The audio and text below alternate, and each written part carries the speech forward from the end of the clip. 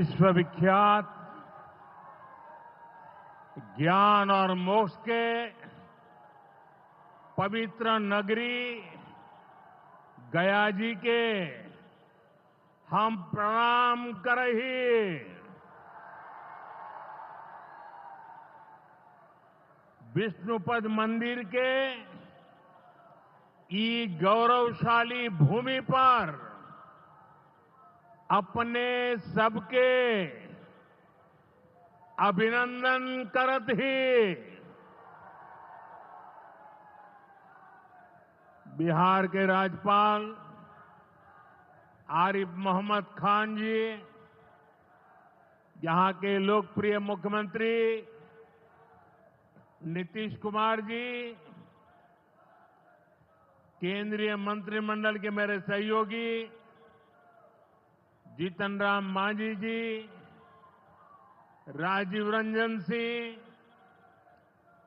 चिराग पासवान जी, रामनाथ ठाकुर जी, नित्यानंद राय जी, सतीश चंद्र दुबे जी, राजभूषण चौधरी जी, deputy CM सम्राट चौधरी जी, विजय कुमार सिन्हा जी, बिहार सरकार के मंत्रीगण, संसद में मेरे साथी उपेंद्र कुशवाहा जी, अन्य सांसदगण और बिहार के मेरे प्यारे भाइयों और बहनों,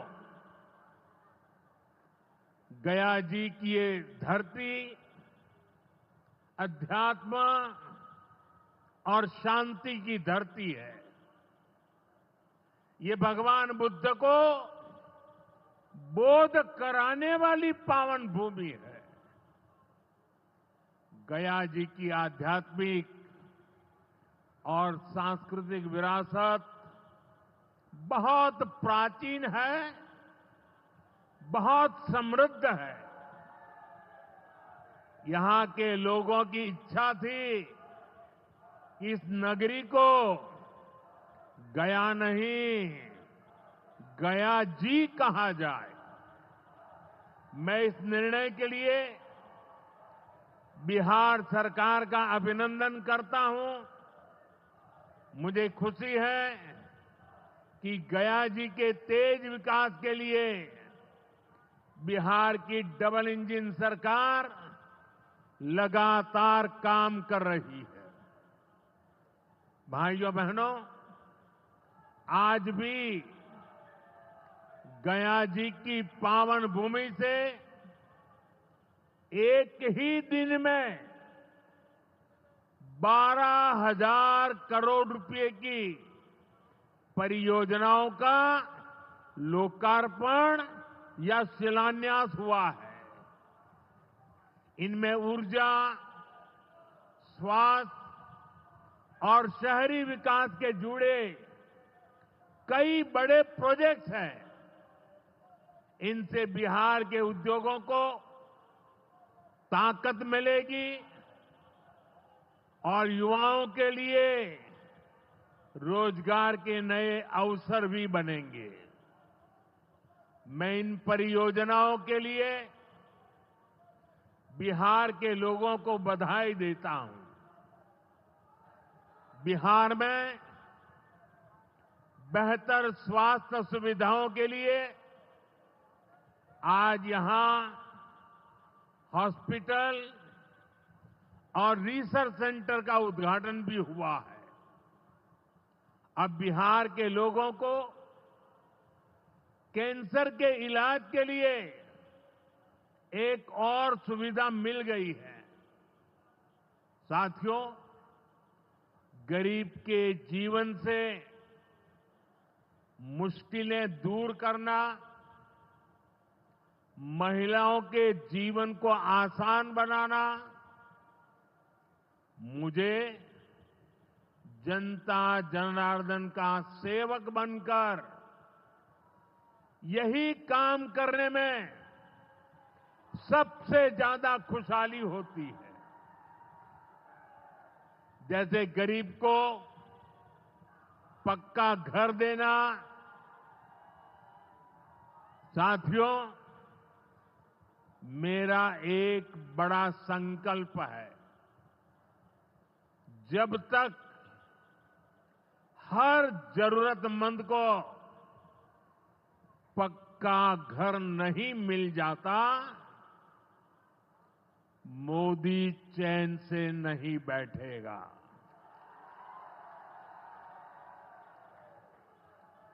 इसी सोच के साथ पिछले 11 साल में 4 करोड़ से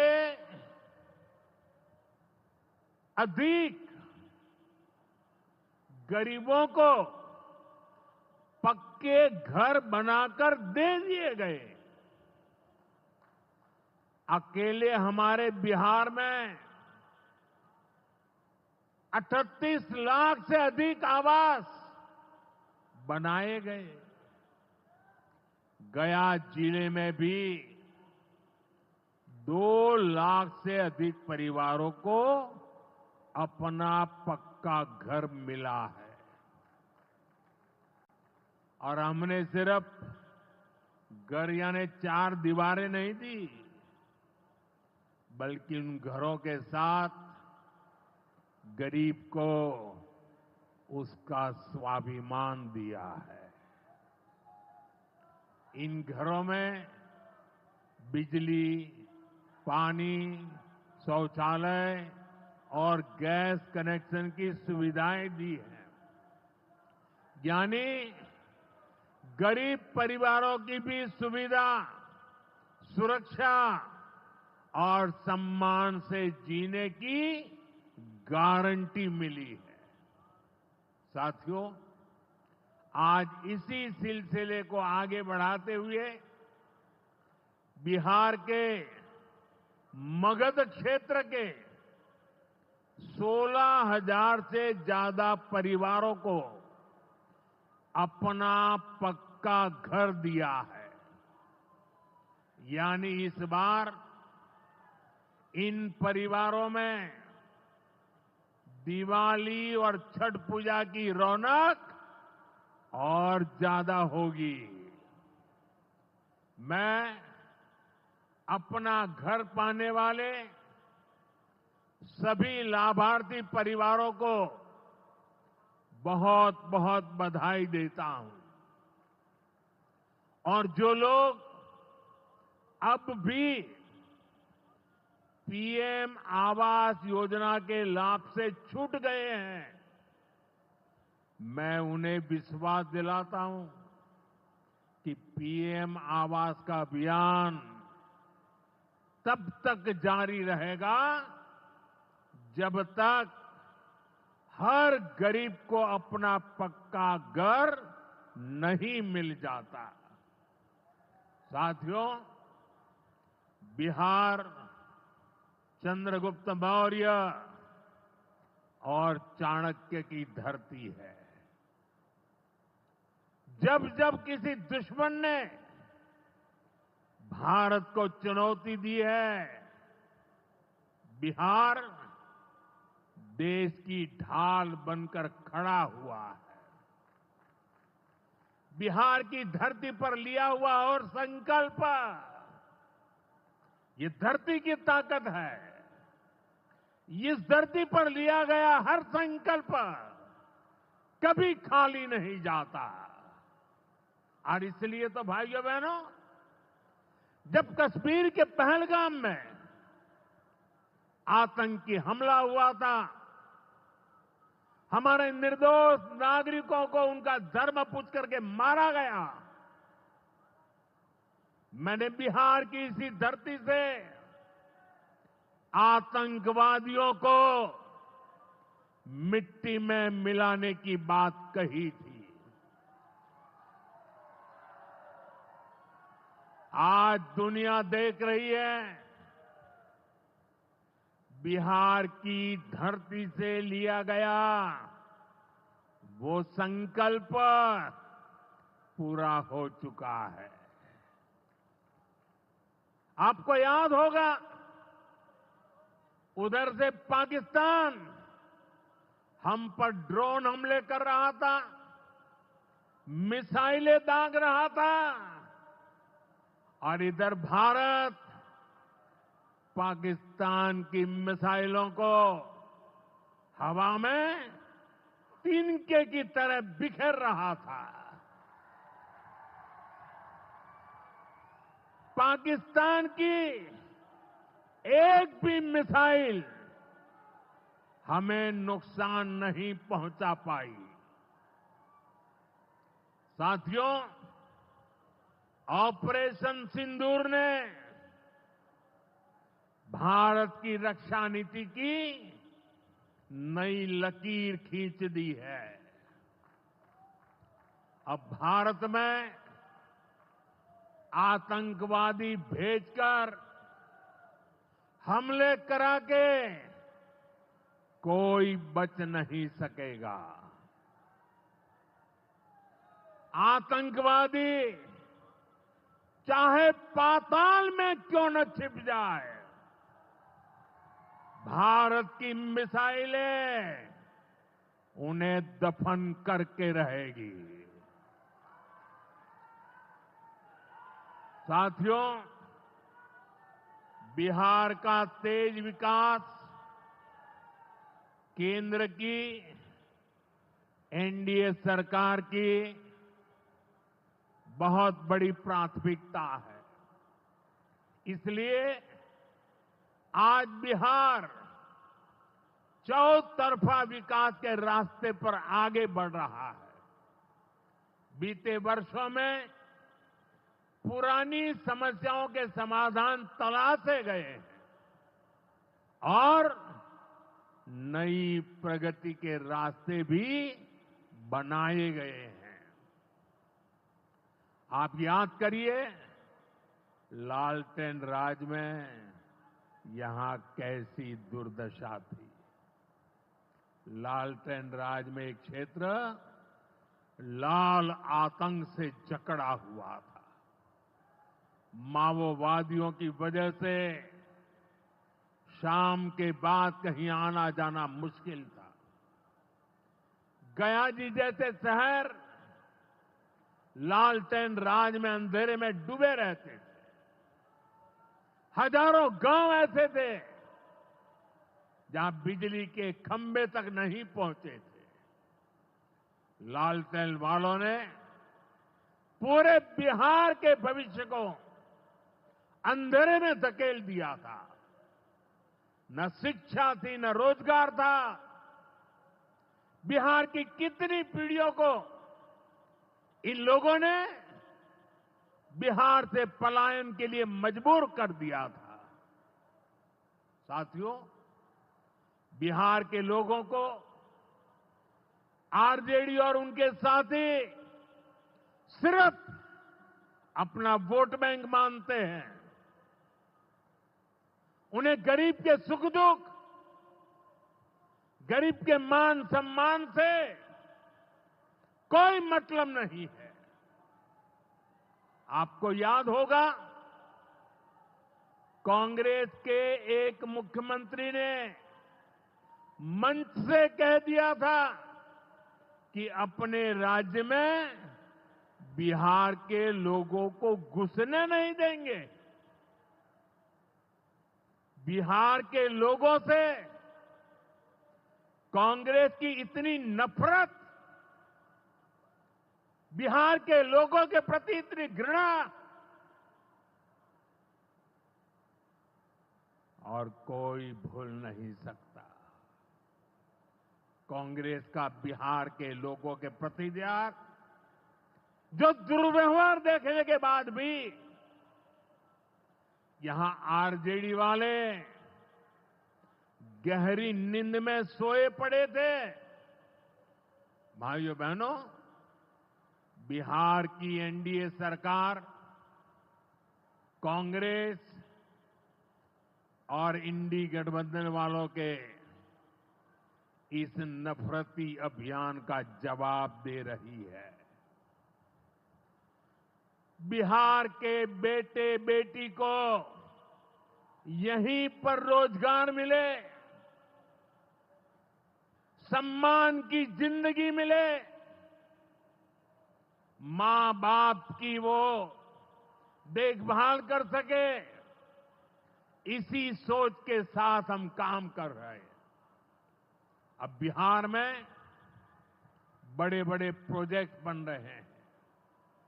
गया जी जिले के डोभी में बिहार का सबसे बड़ा इंडस्ट्रियल एरिया तैयार हो रहा है।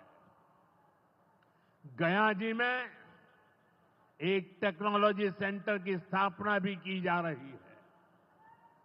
आज ही यहां बक्सर थर्मल प्लांट का, पावर प्लांट का शुभारंभ भी हुआ है। कुछ ही महीने पहले मैंने औरंगाबाद में भी Navinagar super thermal power project की आधारशिला रखी थी। भागलपुर के पीरपैंती में भी नया थर्मल पावर प्लांट बनेगा। इस पावर प्लांट से बिहार में बिजली की आपूर्ति बढ़ेगी। और आप सब जानते हैं, जब बिजली उत्पादन बढ़ता है तो क्या होता है? घरों में बिजली की सप्लाई बढ़ती है और उद्योगों को भी ज्यादा से ज्यादा बिजली मिलती है और इससे भी रोजगार के नए मौके बनते हैं।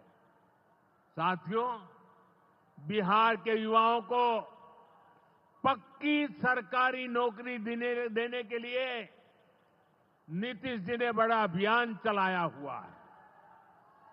ये नीतीश जी हैं, तभी यहां शिक्षकों की भर्ती भी पूरी पारदर्शिता से हुई।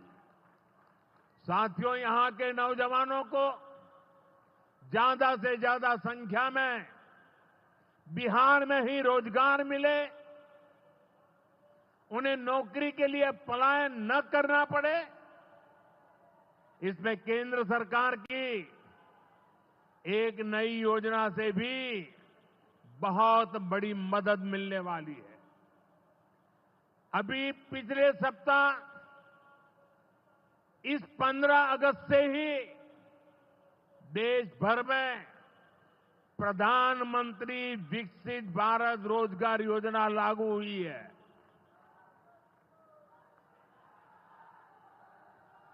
इसके तहत हमारे युवा जब निजी क्षेत्र में पहली नौकरी करेंगे तो केंद्र सरकार उन्हें अपने पास से 15,000 रुपये देगी।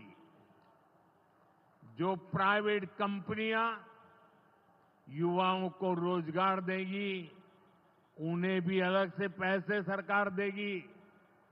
इस योजना का बहुत बड़ा लाभ बिहार के मेरे युवाओं को भी होगा। साथियों, हमारे देश में कांग्रेस हो, आरजेडी हो, इनकी सरकारों ने कभी जनता के पैसे का मोल नहीं समझा। इनके लिए जनता के पैसे का मतलब रहा है खुद की तिजोरी भरना। इसलिए कांग्रेस आरजेडी की सरकारों में सालों साल तक परियोजनाएं पूरी नहीं होती थी। कोई योजना जितनी लटकती थी उतना उसमें ये पैसे कमा लेते थे। अब इस गलत सोच को भी एनडीए सरकार ने बदल दिया है। अब शिलान्यास के बाद कोशिश होती है जल्द से जल्द समय सीमा में उस काम को पूरा करने के लिए सफल प्रयास किया जाए। आज का एक कार्यक्रम इसका भी एक शानदार उदाहरण है। ओंटा सिमरिया सेक्शन का शिलान्यास करने का सौभाग्य बिहार के लोगों ने मुझे दिया था। और आप लोगों की कृपा देखिए, आप लोगों का प्रेम देखिए कि जिस ब्रिज का शिलान्यास आपने मुझे करने के लिए कहा, आज इसका लोकार्पण करने का अवसर भी आपने मुझे दिया है। ये पुल सिर्फ सड़कों को नहीं, पूरे उत्तर और दक्षिण बिहार को जोड़ने का काम करेगा। जो भारी वाहन पहले गांधी सेतु से होकर 150 किलोमीटर का लंबा चक्कर काटते थे, अब सीधा रास्ता पाएंगे।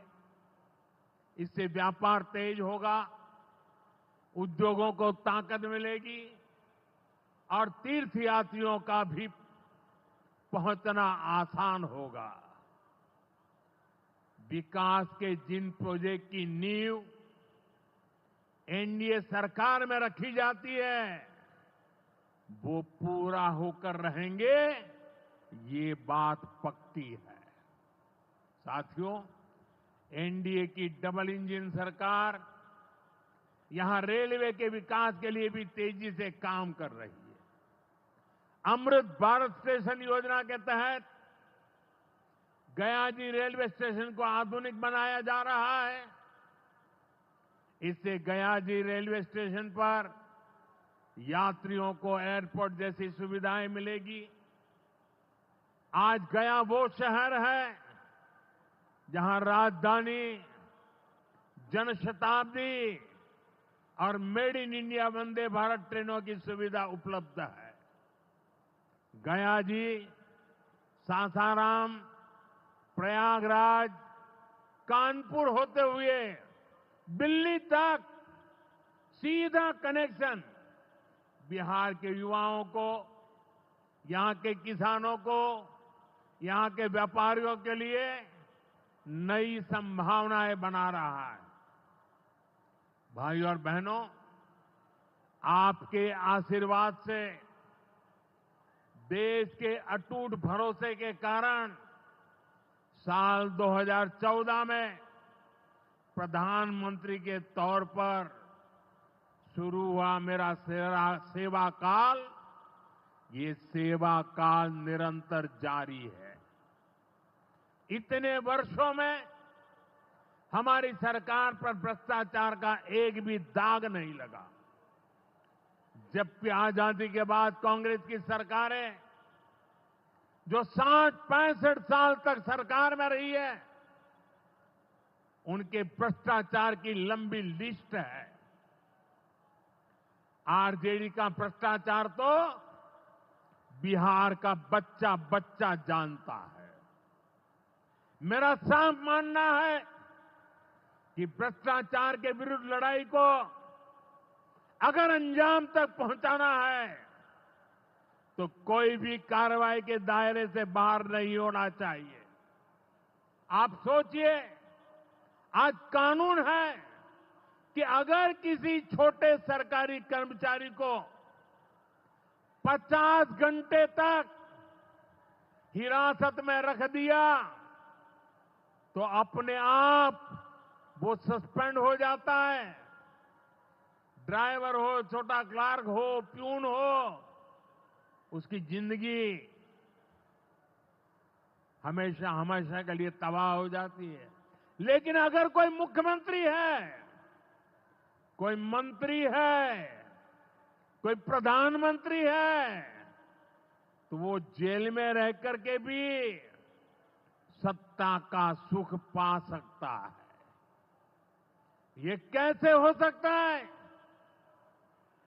हमने कुछ समय पहले ही देखा है कि कैसे जेल से ही फाइलों पर साइन किए जा रहे थे, जेल से ही सरकारी आदेश निकाले जा रहे थे। नेताओं का अगर यही रवैया रहेगा तो ऐसे भ्रष्टाचार के विरुद्ध लड़ाई कैसे लड़ी जा सकती है। साथियों, संविधान हर जनप्रतिनिधि से ईमानदारी और पारदर्शिता की उम्मीद करता है।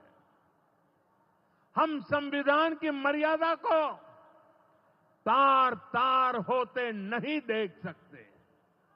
इसलिए एनडीए सरकार भ्रष्टाचार के खिलाफ एक ऐसा कानून लाई है जिसके दायरे में देश का प्रधानमंत्री भी है।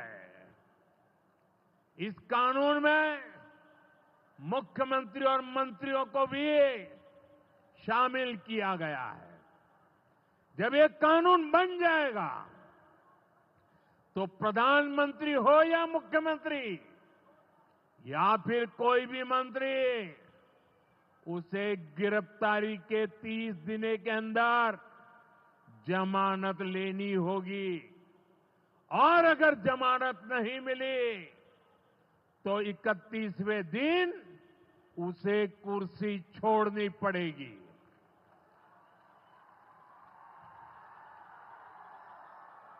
आप कहिए भाइयों, जो जेल जाए उसने कुर्सी छोड़नी चाहिए कि नहीं छोड़नी चाहिए? क्या वो कुर्सी पर बैठे रह सकता है क्या? क्या वो सरकारी फाइलों पे साइन कर सकता है क्या? क्या जेल में से कोई सरकार चला सकता है क्या? और इसलिए ऐसा सख्त कानून बनाने की तरफ हम आगे बढ़ रहे हैं। लेकिन साथियों, ये आरजेडी वाले, ये कांग्रेस वाले, ये लेफ्ट वाले इस कानून का विरोध कर रहे हैं। ये बहुत गुस्से में है और कौन नहीं जानता उनको किस बात का डर है।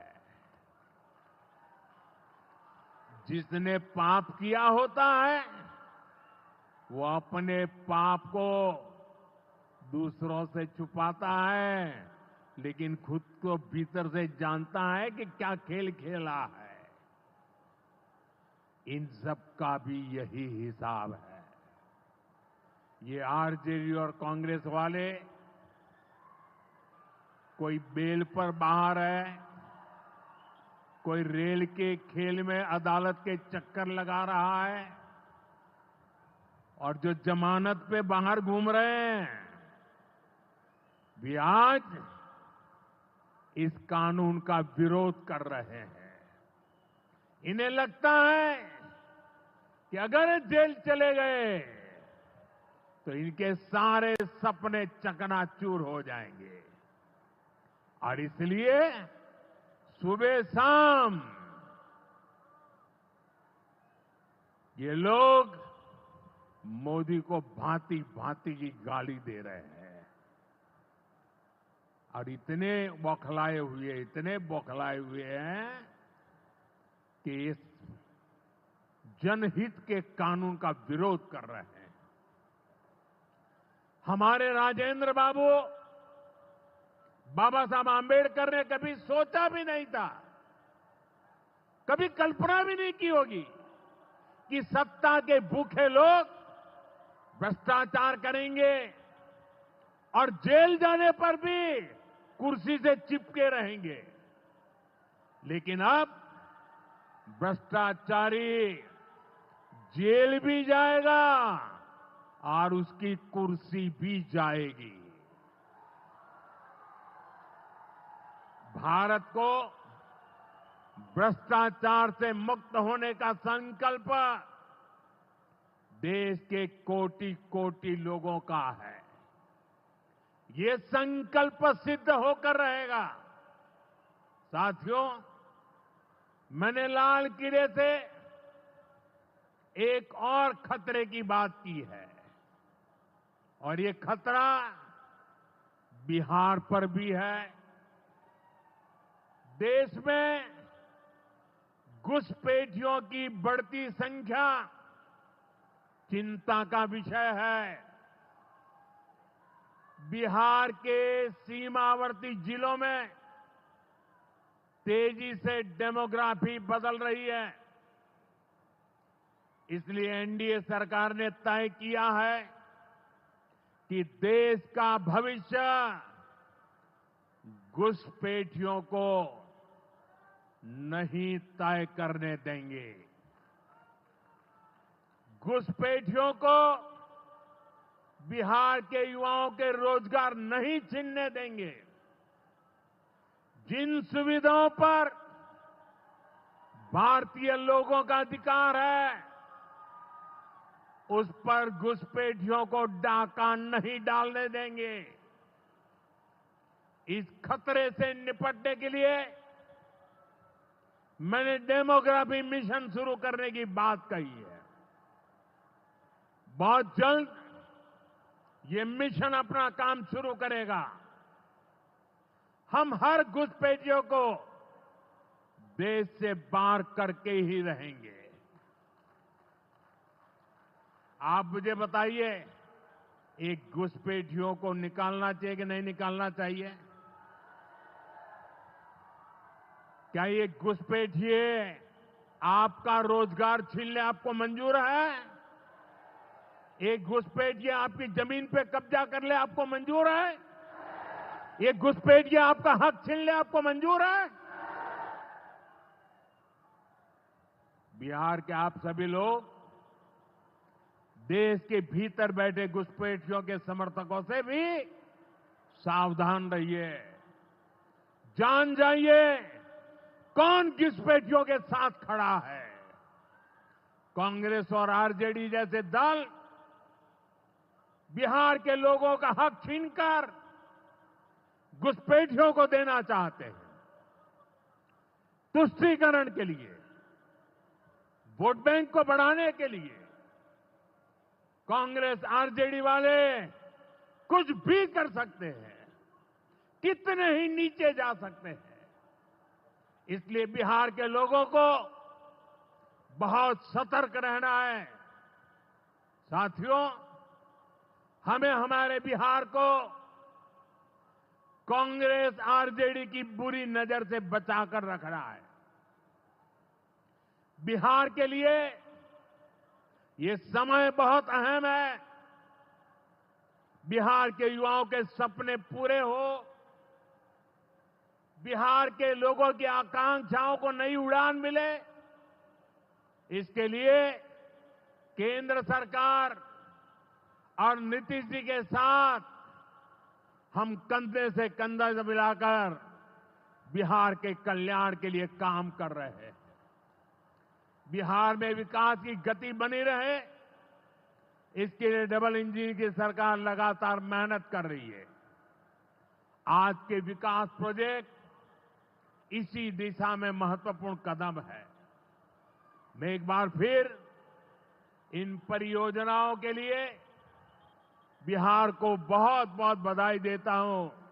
मेरे साथ बोलिए, भारत माता की, भारत माता की, भारत माता की। बहुत बहुत धन्यवाद।